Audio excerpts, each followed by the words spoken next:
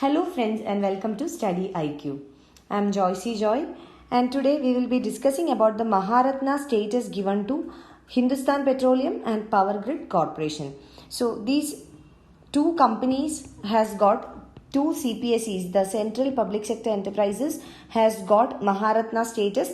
So in this context we will see what is Maharatna status and what are the impacts of getting a Maharatna status, what are the implications of it, and what is the eligibility conditions for getting Maharatna status, and what are the financial autonomy that the companies will now enjoy after getting the Maharatna status. So this is a very important current affair. So from the current affair perspective, you can expect questions like which are the two PSEs or the central PSEs that got the Maharatna status recently. So first one is Hindustan Petroleum HP, second one is PGC, that is the Power Grid Corporation. So these are the two companies, the two central PSEs that got the Maharatna status. Now from the UPSC perspective, the analysis of the eligibility conditions, the financial autonomy, the impacts, all these are very important. So we will cover the entire topics under this lecture. So let us start with the current affair. So the government has granted or accorded the Maharatna status to state-owned companies, the Hindustan Petroleum and the Power Grid Corporation recently. So these two state-owned companies have been granted Maharatna status by the government of India. And what is the implication of it? It implies that these companies, these central PSEs will get greater operational and financial autonomy. So they will be able to take their own financial and operational decisions. They will get greater autonomy. Otherwise, they are state-owned enterprises. So there is a state control over the functioning of these companies. So now they will get more autonomy. That means they can take more decisions by their own, and this will grant them more autonomy.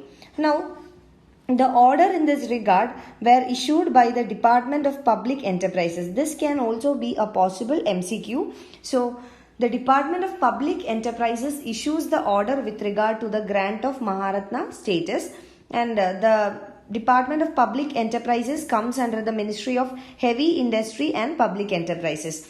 So, the ministry is Ministry of Heavy Industries and Public Enterprises. So now let us see what is the impact of this decision, that is granting of Maharatna status to this central PSEs. First one, they will get enhanced powers to their boards. So this will impart enhanced or more powers to the boards of these companies. So these boards will be able to take their own financial decisions. So the boards will be enabled to make their own financial decisions with regard to raising of capital, finances regarding to raising of capital, the distribution of profit, the economic activities undertaken by the company. So in this all regards, they will get more autonomy. Now let us see what are the financial powers in specific that they are going to get. The first one, the boards of the Maharatna Central Public Sector Enterprises, the CPSEs, they can make equity investments in order to undertake financial joint sector ventures or financial joint ventures and wholly owned subsidiaries. And secondly, they can also undertake mergers and acquisitions in India and also abroad. So these are the two things. First one, they can make equity investments. That is, the board can make equity investments. Second one, they can undertake mergers and acquisitions in India as well as outside the country, that is around the world, abroad. And this mergers and acquisitions, it is subject to a ceiling of 15% of the net of the concerned CPSE, and the amount is limited to 5,000 crore in one project. So these are the financial autonomy. Now second one, regarding personnel and human resource. So the boards will also get autonomy to structure and implement certain schemes related to the personnel, that is the human resource or the manpower in the company, and also the human resource management, human resource training, etc. So more autonomy will be granted to the board of these companies with regard to establishing or structuring and implementing schemes related to the manpower or the human resource with regard to their recruitment, with regard to their training, etc. They will have more autonomy. Now, third one is that these companies, these boards can also enter into technology joint ventures or any other strategic alliances with other companies. So, these are the important impacts of the granting of Maharatna status. Now, let us see what are the other impacts. So, the other impacts include they will get power to transfer their assets, that is, these PSUs will be empowered to transfer their assets.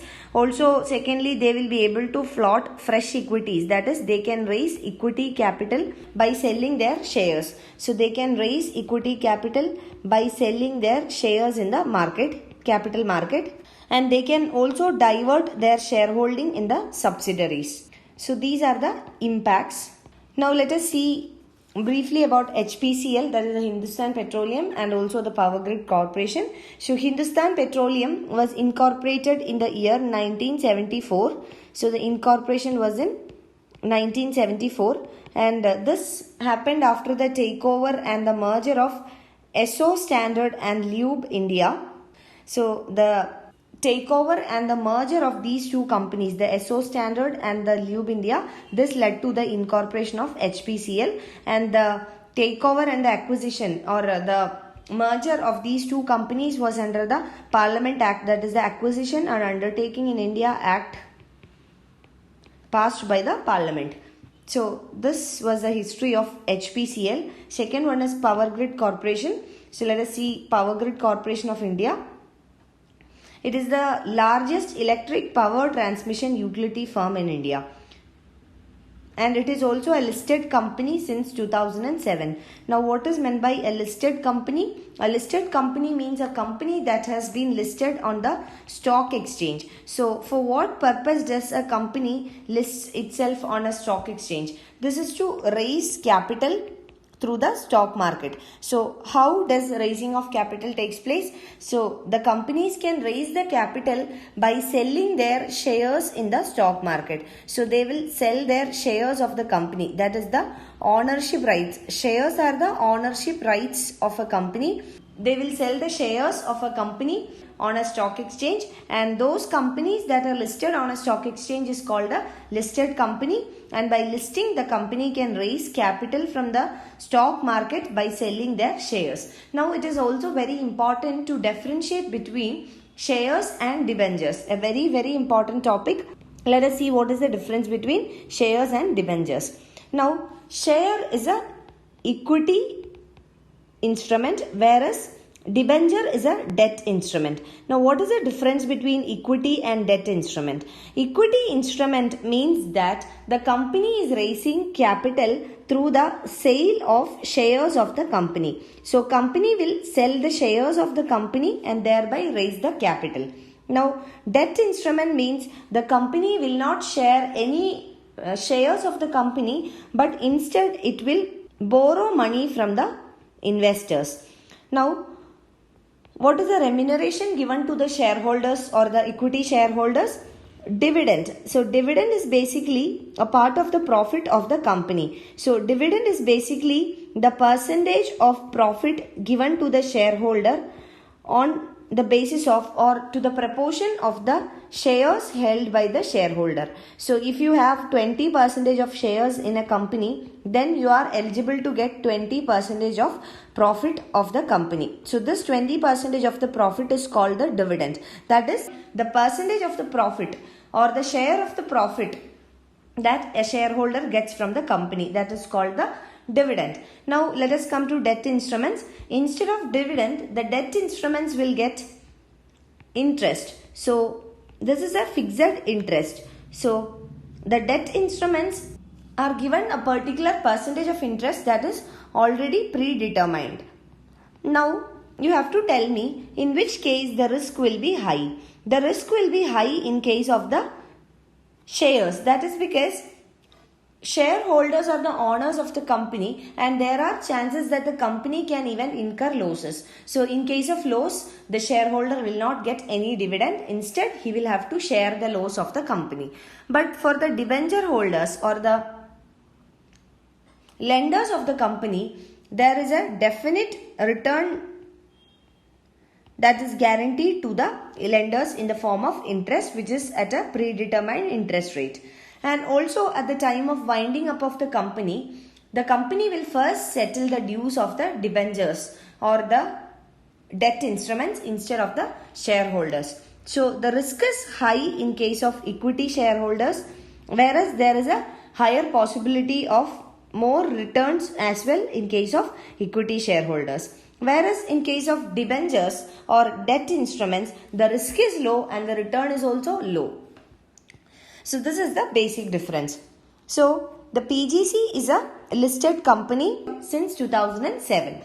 Now let us come to the eligibility conditions of getting the status of a Maharatna company. So let us see what are the eligibility conditions for getting the status of a Maharatna company. The first one, the company should have already acquired a Navaratna status. So the CPSEs can get 3 status. The highest one is Maharatna, second one is Navaratna, and the third one is Mini Ratna. So these are the 3 statuses given to the CPSEs. So the company, in order to get a Maharatna status, it should already have a Navaratna status. Now, the second condition is that the company should have been listed on an Indian stock exchange. We have seen what is called a listed company. A company that is already listed on a stock exchange. That means the company should raise capital from the stock market. So, it should be listed on an Indian stock exchange, and it should also have minimum prescribed public shareholding under the SEBI regulations. So SEBI is Securities and Exchange Board of India, and under the SEBI regulations there is a minimum prescribed public shareholding, and this company which is listed on the stock exchange, it should have a minimum prescribed public shareholding under the SEBI regulations. Now the third condition or the eligibility condition is that the average annual turnover should be more than 25,000 crore for 3 years. That is, in the past 3 years, the average of the last 3 years turnover should be more than 25,000 crore. Now, fourth condition is that the average profit for the last 3 years after the tax, that is net profit. So, after the tax, that is a net profit, should be more than 50,000 crore. I will explain to you these two terms. Now, first let us understand what is the difference between turnover versus the profit. So what is the difference? Now, profit is equal to turnover minus the expenditure of the company. Turnover is actually the revenue received by the company, but we have to deduct the expenditure from the revenue, only then we will get the profit. So suppose a company ABC, it's earning 1 lakh rupees per month. So this company gets a revenue of 1 lakh rupees, but the company have to pay a salary of 20,000, a rent of 10,000 and other expenses of 10,000. So together the expense of the company is 40,000. Now this is the turnover, the revenue of the company. So 1 lakh minus 40,000 will give you 60,000, and this 60,000 is the profit of the company. So turnover is actually the revenue, and we have to deduct the expenditure from the turnover in order to get the profit. So annual turnover for the average 3 years, the past 3 years, should be more than 25,000 crore, and also the profit, average profit for the last 3 years should be 5,000 crore or above. Now what is the concept of net profit? So you know that the companies will have to pay corporate tax to the government, that is a form of direct tax. Now, in the same example that we discussed above, the company is earning a profit of 60,000 rupees. And suppose the corporate tax rate is 20%. That means the company will have to pay rupees 6,000 as tax, corporate tax. So, after deducting the tax, the company earns a profit of 54,000. So this is the net profit of the company, and this one 60,000 is the gross profit, that is the actual profit earned by the company. This is the gross profit. But when we deduct direct taxes from the gross profit, we get the net profit. So net profit is taken into consideration. So the net profit for the average 3 years in the past should be more than 5,000 crore, and that is yet another eligibility condition. Now, next one, the fifth condition is that the company should also have a significant global presence, or it should undertake a significant international operations. So this is the last condition. So these are the 5 conditions or the eligibility conditions to get the status of a Maharatna company, and this eligibility conditions are very important from your examination perspective. Very important. So please remember all the eligibility conditions, because in the MCQs also there is a possibility to ask what should be the minimum average annual turnover for the last 3 years. It's 25,000. 5,000 crore is the average profit for the last 3 years, and significant global presence. It should be a listed company. It should already have a Navaratna status. So these are all some of the eligibility conditions. Very important. And now you can find the PDF of this lecture on our website www.studyiq.com. You can follow my Facebook page for more video updates. You can write to me at joycey.studyiq@gmail.com for any of your queries and clarification. Thank you.